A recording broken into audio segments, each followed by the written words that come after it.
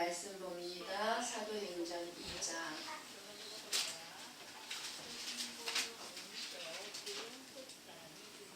14절에서 22절 말씀 한 절씩 교독에서 보고 읽고 듣도록 합니다. 베드로가 11사도와 함께 서서 소리를 높여 이르되 유대인들과 예루살렘에 사는 모든 사람들아, 이 일을 너희로 알게 할 것이니 내 말에 귀를 기울이라. 내가 제3신이 너의 생각과 같이 이 사람들이 취한 것이 아니라 이는 곧 선지자 요엘을 통하여 말씀하신 것이니 일러스되 하나님이 말씀하시기를 말세에 내가 내 영을 모든 육체에 부어주리니 너희의 자녀들은 예언을 할 것이요 너희의 젊은이들은 환상을 보고 너희의 늙은이들은 꿈을 꾸리라. 그때에 내가 내 영을 내 남종과 여종들에게 부어주리니 그들이 예언할 것이요 또 내가 알기로 하늘에서는 기사를 아래로 땅에서는 징조를 베풀리니 곧 피와 불과 연기로다. 주의 크고 영화로운 날이 이르기 전에 해가 변하여 어두워지고 달이 변하여 피가 되리라. 누구든지 주의 이름을 부르는 자는 구원을 받으리라 하였느니라. 이스라엘 사람들아, 이 말을 들으라. 너희도 아는 바와 같이 하나님께서 나사렛 예수로 큰 권능과 기사와 표적을 너희 가운데서 베푸사 너희 앞에서 그를 증언하셨느니라. 아멘. 아멘. 평안하십니까? 오늘은 처음으로 우리 다원이가 하나님께서 이 세상에 보내주셨는데 다원이가 성길이 이제 교회에 와서 첫 예배를 드립니다. 정말 어린 아이에게는 놀라운 힘이 있는 것 같아요. 아주 큰 힘이 있습니다. 어른에게 없는 놀라운 힘이 있습니다. 어떤 힘이 있습니까? 모든 사람을 행복하게 해주는 힘이 있습니다. 마음을 평안하게 해주는 힘이 어린 아이들에게 있습니다. 어린 아이들 얼굴을 쳐다보고 있으면은 모든 근심 걱정이 사라지고 평안해지죠. 그런 힘이 어린 아이들에게 있어요. 정말 우리가 반드시 들어야 할 말이 무슨 말일까요? 여러분은 무슨 말을 하고 싶어요? 여러분의 자녀에게 무슨 말을 꼭 해주고 싶어요? 아니면은 무슨 말을 듣고 싶으세요?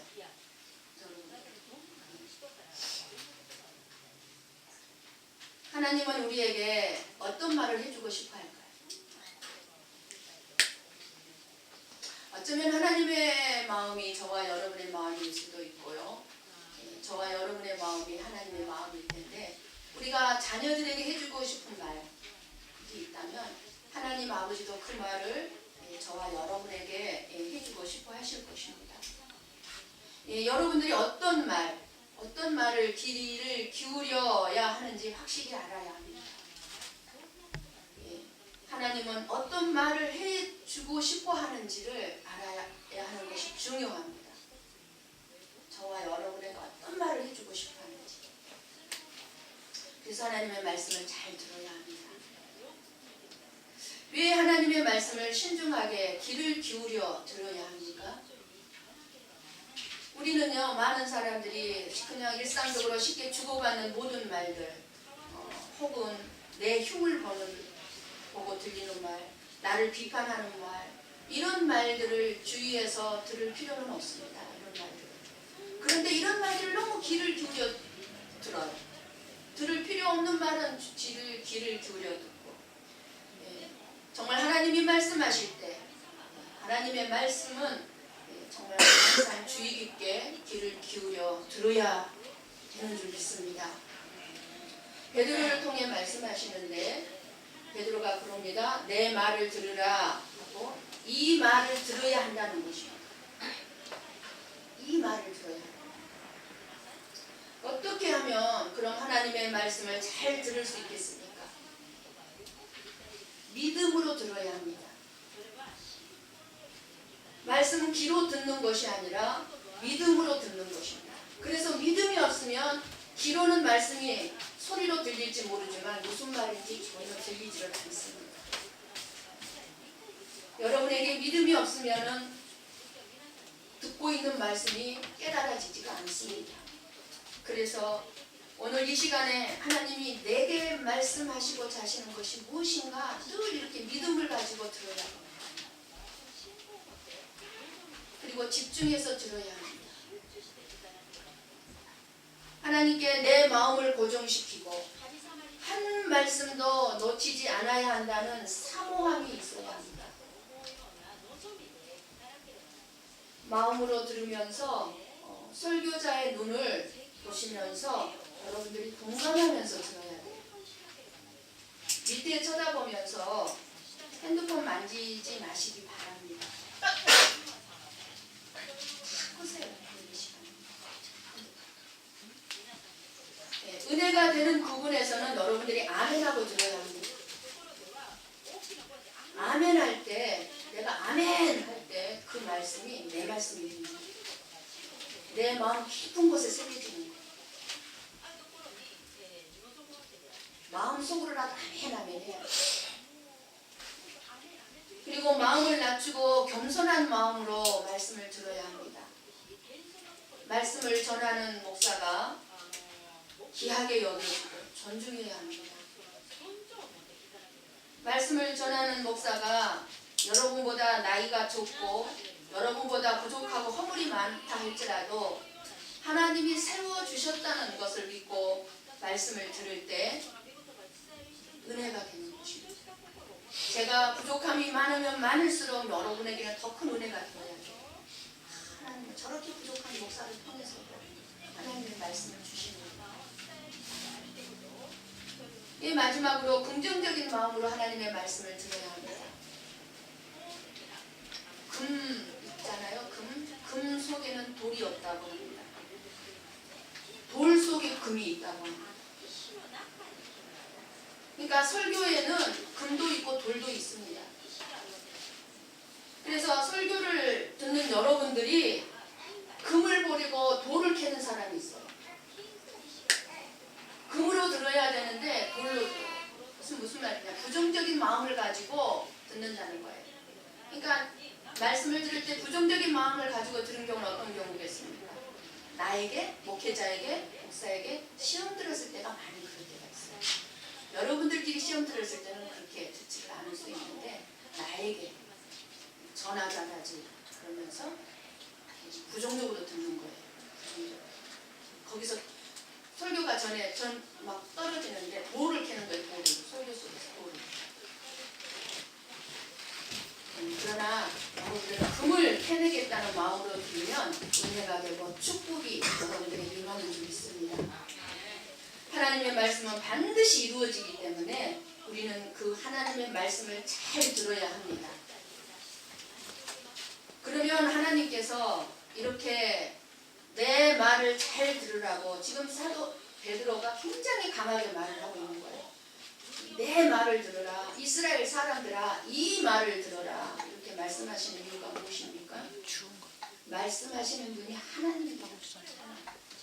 하나님의 반에서 하나님에 대해서 말씀하시는 거예요. 그래서 우리는 성경 말씀을 통해서 하나님께서 우리에게 직접 말씀하시고 있다는 것을 압니다. 하나님은 사람을 사용하시고 그 사람의 말을 사용합니다. 그러니까 그 사람에 들어있는 것들을 사용합니다. 그러니까 어떻게 해야 되겠습니까? 목회자는 내 속에 뭐를 가득 채워야 되겠어요? 끊임없이 말씀 보고 말씀 듣고 말씀 연구하 말씀으로만 채워야 내 안에 있는 것들을 하나님이 사용하는 거예요. 내 안에 없는 것은 하나님이 사용할 수 없어요. 여러분들도 마찬가지예요. 그러니까 여러분 안에 채워져 있는 것이 여러분의 입에 말로죠. 그래서 겉으로 보면은 사람의 목소리가 전해지는 것 같지만 결국 하나님께서 말씀하시는 것입니다. 하나님의 말씀. 그러므로 모든 사람은 하나님의 말씀을 신중하게 귀를 기울여서 들어야만 합니다. 왜냐하면 하나님이 말씀하시는 모든 것은 저와 여러분에게 너무 중요하기 때문입니다. 이 세상에서 하나님의 말씀만큼 저와 여러분에게 중요한 것은 없습니다. 하나님은 공허한 대화나 쓸데없는 말씀을 하시는 분이 아닙니다. 우리는 쓸데없는 말, 허지부리한 여러 가지 잡다한 말을 많이 하고 살지만 하나님은 절대로 쓸데없는 말 하시는 분이 아니세요. 하나님은 잡담이나 농담 하시는 분이 아니십니다. 그러나 때때로 하나님은 유머를 사용하실 때가 있더라고요.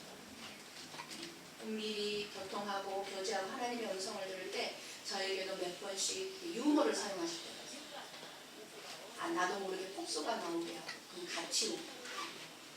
이렇게 하나님이 말씀하시는 것은 우리가 알아야 할 절대적으로 중요한 생명과 직결되기 때문에 중요합니다. 우리의 생명과 연결이 되어 있어요. 말씀. 이렇게 말씀이 증거될 때 우리가 잘 들어야 하는 것이 그래서 얼마나 중요한지 깨닫게 되시기를 바랍니다. 아직도 하나님의 말씀을 집중해서 귀를 기울여서 들을 필요가 없다고 생각하십니까? 말씀을 들으면서 돌을 캐내시려고 합니까? 아니, 오늘 말씀은 나하고 아무 상관없는 말씀이네. 누가 들어야 될 말씀이네. 그거 아니에요. 100%가 다 나에게만 주신 말씀으로 들으셔야 합니다. 얼마나 많은 사람들이 이 생명의 말씀을 듣지 못하고 깨닫지 못해서 결국은 심판을 받는 길을 선택해서 아주 치명적인 멸망의 길로 떨어지고 있는지 모릅니다. 말씀을 듣지를 못해요. 깨닫지를 못해요. 하나님의 말씀을 들었으나 제대로 이해하지 못한다면 저나 여러분의 영혼은 구원받지 못할 위험에 처하게 될 것입니다. 말씀을 들리지 아니하고 말씀이 내게 준 것으로 들리지 아니하냐면 내가 정말 멸망의 길로 떨어질 위험에 처해 있다는 것을 알아야 됩니다. 정말 위급한 거예요. 하나님은 저와 여러분께 영원한 생명을 얻게 하는 삶만 말씀하고 계십니다. 하나님은 영원한 생명과 죽음에 대해서 말씀하고 계시는 것입니다.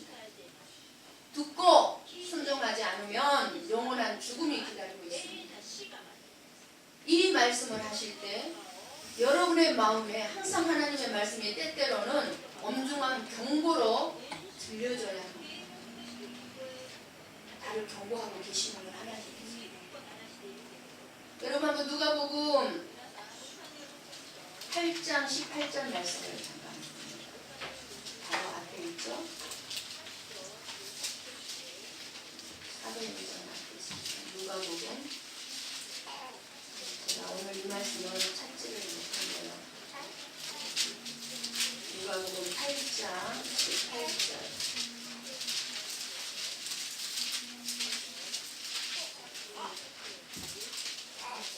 천천히 같이 보고 읽고 있습니다.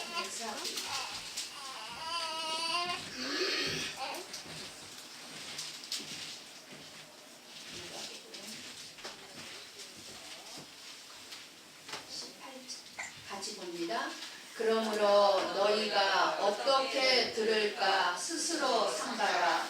누구든지 있는 자는 받겠고 없는 자는 그 있는 줄로 아는 것까지도 빼앗기리라 하시니라. 어떻게 말씀하셨어요? 너희가 어떻게 들을까 스스로 삼가라.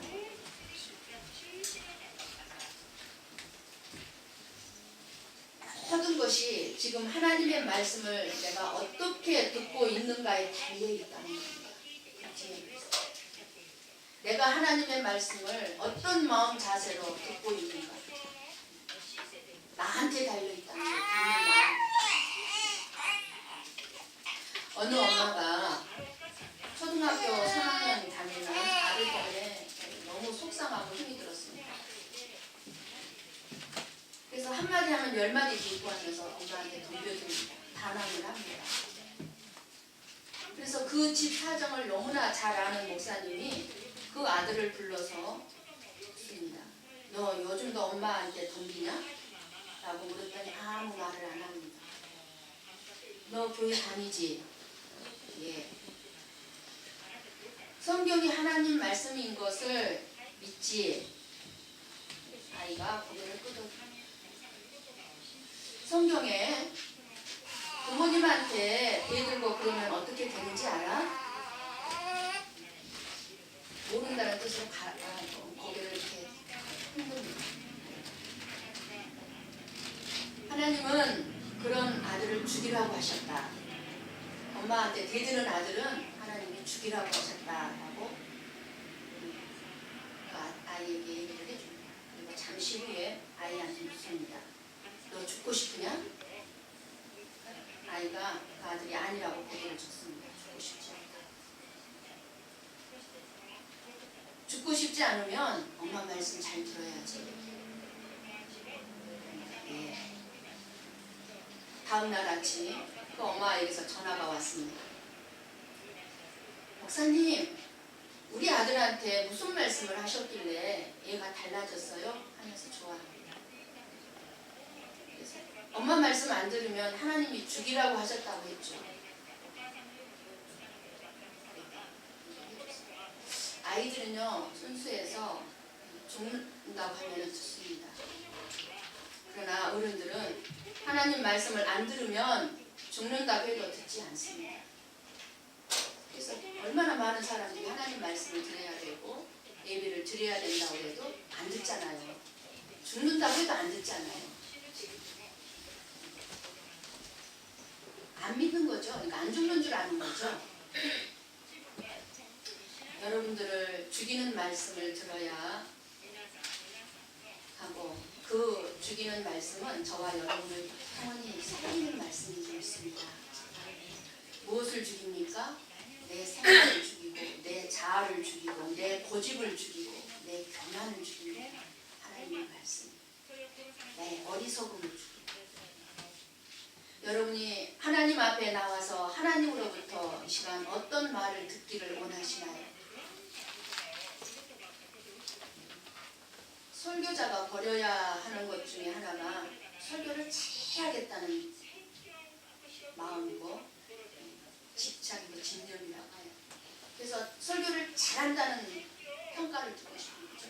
설교를 잘한다는 평가를 듣는 것보다 하나님의 말씀을 충실하게 전한다는 소리를 들어야 됩니다. 지난번에 영락교회 헌신예배를 가기 전에 김영철 목사님이 말씀 헌신을 가서 예배를 좀 인도해달라고 하는데 오케이를 해놓고 거의 2주 동안을 스트레스를 왜요? 가서 말씀을 전해야 되는데 무슨 말씀을 전할까? 그건 뭐예요? 말씀을 잘 전하고 싶은 거예요. 은혜를 막 끼치고 싶은 거예요. 그러니까 그게 나에게 엄청난 스트레스가 되는 거예요. 하나님 앞에 기도했어요. 하나님, 도대체 무슨 말씀을 어떻게 전해야 합니까? 괜히 오케이 했어요. 오케이 안 했으면 이렇게 스트레스 받을 이유가 없는데 오케이 해놓고 내가 왜 이렇게 스트레스를 받고 힘들어야 합니까? 하나님께서 그러셨어요. 왜 잘하려고 하느냐? 왜 네가 하려고 하느냐? 왜 잘하려고 하면서 네가 하려고 하느냐? 딱 그 음성을 듣는 순간에 스트레스가 싹 달아납니다. 내가 하려고 할 필요가 없는 거죠. 아 그래 맞아요. 내가 할 필요가 없어요. 하나님이 주시는 거죠. 그래서 우리 교회에서 주일날 했던 거, 주일날 했던 원고 그대로 들고 갔어요. 우리 교회에서 했던 말씀 들고 갔어요. 갔더니 정말 그 영락교회에 맞게 말씀을 주시는 거예요. 원고는 우리 교회에서 전한 원고였지만 우리 교회와 다른 말씀을 하나님이 계속 주시는 거예요. 하나님이 하시는 거예요. 내가 잘하려고 할 것이 아니고 내가 하려고 하니까 힘들고 스트레스를 받습니다. 다만 순종하고 기도하면서 나고 하나님이 하십니다. 그래서 하나님의 말씀이 어떻게 온전하게 전해지는가, 잘한다 못한다 이건 아무 상관이 없습니다. 여러분들을 살리는 말씀인가 죽이는 말씀인가 영혼을. 지금 그래서 사도 베드로는 성령이 충만해서 성령님이 말하 말하게 하심을 따라 말을 할 때에 뭐라고 무슨 말을 합니까? 누구든지 주의 이름을 부르는 자는 구원을 얻는다는 말을 하고 있습니다.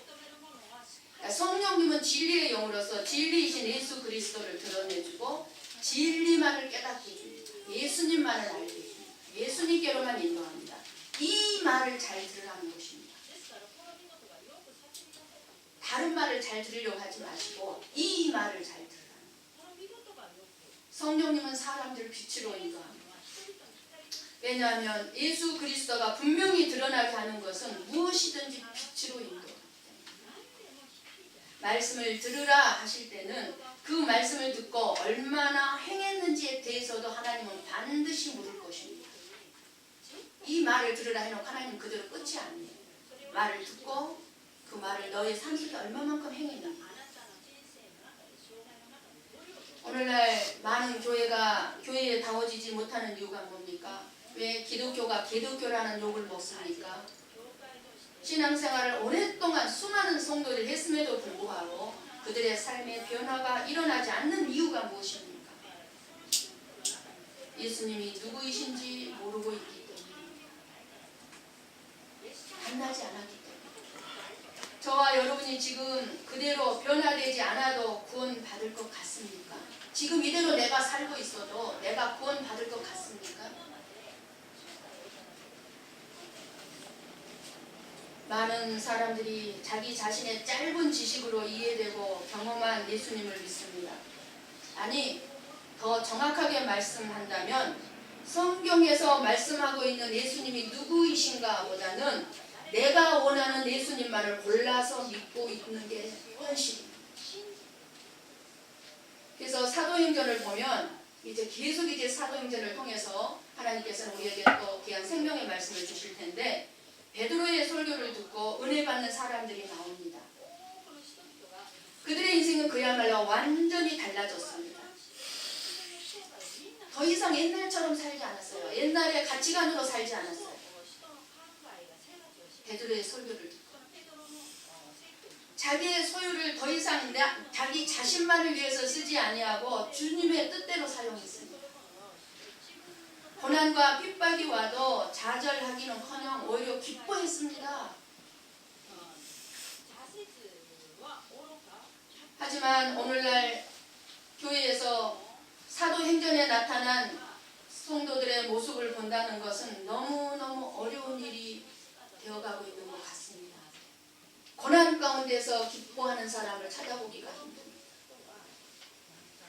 한 주간 힘들게 살다가 고민에 쌓여서 살다가 힘겹게 예배당에 와서 하나님을 만나기보다는 삶의 이로만 닿기를 원합니다.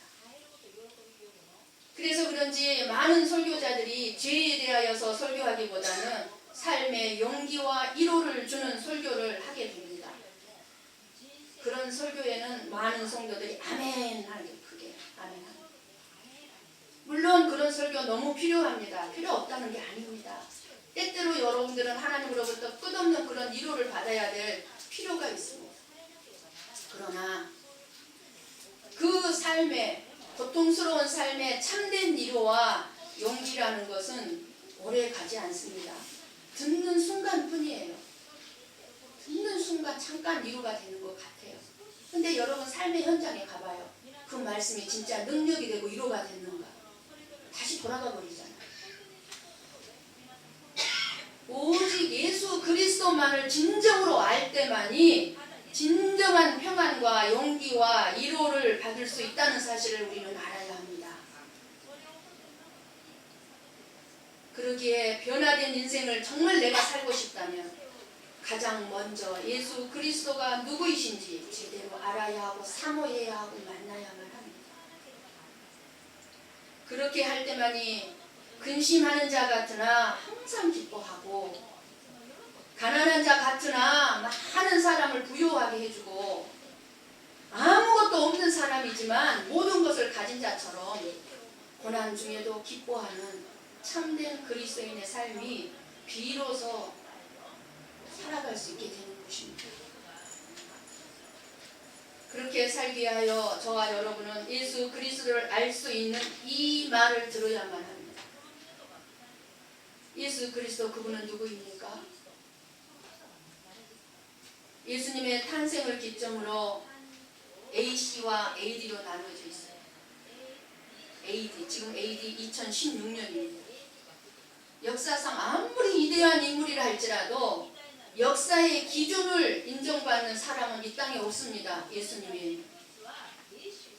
그것은 무엇을 얘기해 줍니까? 예수님만이 이 땅의 세상 역사 주관하고 섭리하고 다스리고 있다는 증거입니다. 예수님만. 그럼에도 불구하고 많은 사람들이 역사의 기준이 되고 이 역사 세상을 다스리고 섭리하시는 예수님에 대해서는 관심을 보이지 않습니다. 그저 내 삶이 그냥 먼저 중요한 거예요. 진짜 내 삶이 중요하면 먼저 예수님이 중요한 줄 알아야 내 삶이 중요한 것을 제대로 인식하게 되는 것입니다. 사람들이 불행한 이유가 여기에 있습니다. 예수님이 성자 하나님이신 것을, 이 세상을 주관하신다는 것을 모른다는 거예요. 이때 당시, 지금 오늘 본문의 말씀에 나온 이때 당시 이스라엘 사람들도 마찬가지였어요. 이스라엘의 3대 명절 중에 하나인 오순절, 사람들 예루살렘에 몰려들었습니다. 그들은 화려한 예루살렘 성전에서 늘 그렇게 했듯이 하나님의 이름을 불렀습니다. 제사를 드렸습니다. 그러나 정작 자신들이 죽인 예수가 하나님이시라는 것은 알지를 못했습니다. 종교적인 열심이 있다고 해서 교회에 열심히 교회에서만 산다고 해서 하나님을 만난 것이 아니라는 것입니다.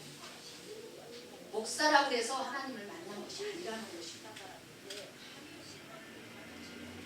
그런데 갑자기 바람 같은 소리와 불의 혀처럼 갈라지는 것이 임하는 것을 보고 사람들이 놀라서 마가의 다락방에 모여듭니다. 이해할 수 없는 광경을 목격합니다. 제대로 교육받지 못한 무식한 이 갈릴리 사람들, 예수님의 제자들이 세계 각국의 언어로 하나님의 큰 일을 말하기 시작합니다. 하나님의 큰 일이 무엇이라고 그랬죠? 지난주에 예수 그리스도가 십자가에 죽고 부활하셔서 하늘에 승천하셨다. 다시 오신다. 이게 하나님의 큰 일인데 우리에게 큰 일이 뭡니까? 우리가 구원받은 것이라고 했어요. 이게 하나님께 엄청난 큰 일이라고 했어요. 나를 구원하신 것이. 그런데 이 이스라엘 사람들의 귀는 어두워져서 하나님의 그 큰 일에는 관심이 없고 그들이 뭐라고 얘기합니까? 새 술에 취하였다고 조롱한 것입니다. 저 사람은 술 취했나? 복음이 선포되는 현장에서도 예수님에 대한 선입견을 가진 사람들은 예수님이 하나님이시라는 것을 깨닫지를 못해요. 그렇습니다. 영적인 눈이 어두워지면 하나님의 임재가 가득한 곳에서조차 하나님의 살아계심이 느껴지지 못해요. 교회 안에 들어와서도 하나님 정말 편안하다. 하나님 이곳에 계시는구나. 이 임재를 느끼지 못합니다. 왜 그래요? 내 눈이 어두워져서, 내 마음이 어두워져서. 베드로의 설교가 감동을 주는 것이 아니라, 주지 못한 것이 아니라 그들의 죄악이 영적인 눈을 가리운 것입니다. 그래서 그들은 물었습니다. 사도행전 2장 12절 13절 말씀이죠. 뭐라고 묻습니까? 다 놀라며 당황하여 서로 이르되 이 어찌된 일이냐 하며 어떤 이들은 조롱하여 이르되 그들이 새 술에 취하였다 하더라. 그 말을 듣고 베드로가 11 사도와 함께 일어나서 얘기합니다. 내 말을 들으라 하면서 이 말을 증언합니다. 이 말이 뭡니까? 사도행전 2장 22절에서 36절까지의 말씀입니다. 사도 베드로가 이 말을 들으라 하면서 하신 말씀이 22절에서 36절까지 말을 하는 거예요. 이 말이 무슨 말입니까? 자신들은 새술에 취한 사람들이 아니라는 거예요. 술에 취한 사람이 아니라는 거예요. 요엘 선지자가 예언한 성령을 받은 것이다. 우리는 성령을 받은 사람이다. 너희들이 죽인 예수, 그 예수는 하나님이 정하신 뜻과 미리 아신 대로 우리에게 내준 바 된, 우리를 구원하기 위해서 죽이신 바 된 성자 하나님이라는 것입니다. 이 말을 들으라. 우리가 들어야 할 말입니다. 여러분이 인정하든지 인정 아니하든지 간에 이것은 분명한 사실이에요. 하지만 사람들은 예수님을 내 삶의 주인으로, 내 생명의 주인으로 인정하고 싶지 않습니다. 나의 주인으로. 그 이유가 무엇입니까? 예수님을 내 인생의 주인으로 모시면 내 뜻대로 하고 싶고, 내가 하고 싶은 대로 하고 싶은데 그렇게 살 수가 없기 때문입니다. 끊임없이 간섭을 하니까. 끊어라, 결단해라, 회개해라, 예배드려라.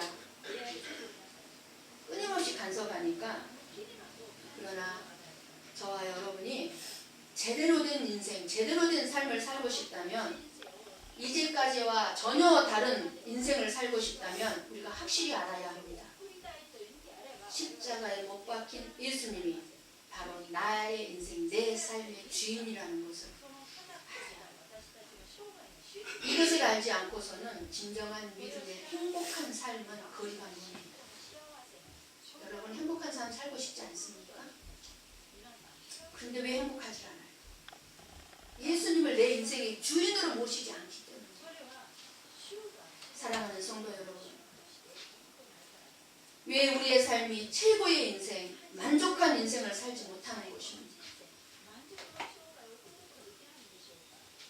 저와 여러분의 삶의 주인이 바뀌기를 원합니다.